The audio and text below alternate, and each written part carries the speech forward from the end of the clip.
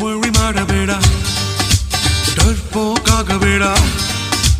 love and ವಾರಿನಲ್ಲಿ escape ಆಗಬೇಡ ಕಂಗಾಲಾಗಬೇಡ ಬಿಟ್ಟಾಕು ಬಿಟ್ಟಾಕು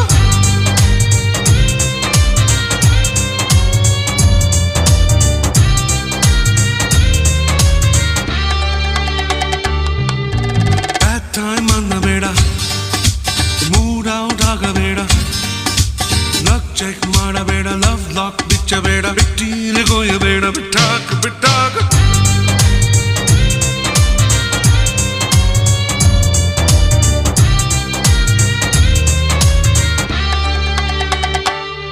ಒಳಗೆ ಏನೇನಿದೆ